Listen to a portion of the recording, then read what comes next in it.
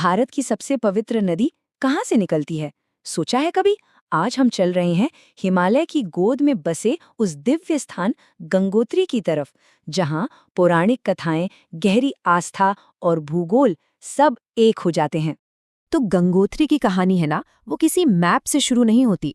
ये शुरू होती है एक बहुत ही पुरानी और शक्तिशाली हिंदू कथा से। माना जाता है कि इसी जगह पर देवी गंगा भगवान शिव की जटाओं से निकलकर धरती पर उतरी थी। लेकिन ये सब हुआ क्यों? इस दिव्य घटना के पीछे थे एक राजा भगीरथ। उन्हीं की जिद, उनकी कठोर तपस्या थी जिसने एक दिव्य शक्ति को धरती पर आने पर मजबूर कर दिया। और मकसद अपने पूर्वजों को मोक्ष दिलाना, यानी जन्म मृत्यु के चक्र से आजादी। अब जरा सोचिए, ये पवित्र जगह है कहाँ? ये है विशाल हिमालय में 3100 मीटर, जी हाँ, 3100 मीटर की जबरदस्त ऊंचाई पर। और इतनी ऊंचाई पर होना ही इस जगह की आध्यात्मिकता को और भी गहरा बना देता है। और यहाँ से जो नदी निकलती है ना, उसकी कहानी भी बड़ी दिलचस्प है।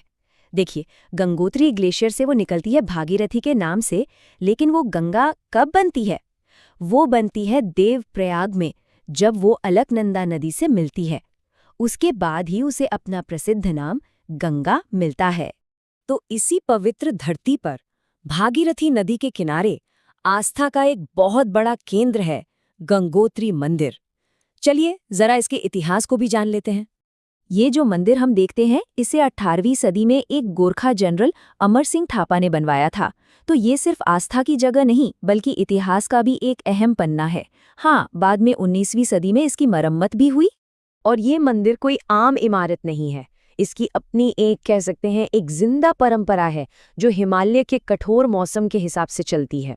तो होता क्या है, हर साल दिवाली के बाद जब बर्फबारी बहुत ज्यादा हो जाती है तो मंदिर के दरवाजे बंद कर दिए जाते हैं।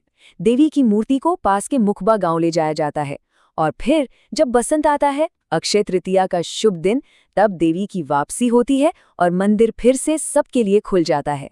इस परंपरा की एक और खास बात है, इसके पूरी देखरेख, सारे रीति रिवाज मुखबा गांव के पुजारियों का एक खास परिवार करता है, सेमवाल परिवार। यही लोग सदियों से इस पवित्र बंधन को निभाते आ रहे हैं। तो आखिर गंगोत्री इतना जरूरी क्यों है? लाखों हिंदुओं के लिए इसका क्या मतलब है? ये सिर्फ एक जगह नहीं, बल्कि एक पूरा आध्यात्मिक अनुभव है।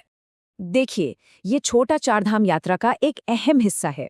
यहाँ ये मान्यता है कि भागीरथी में एक डुबकी लगाने से सिर्फ इस जन्म के ही नहीं, बल्कि पिछले जन्मों के भी पाप धुल जाते हैं।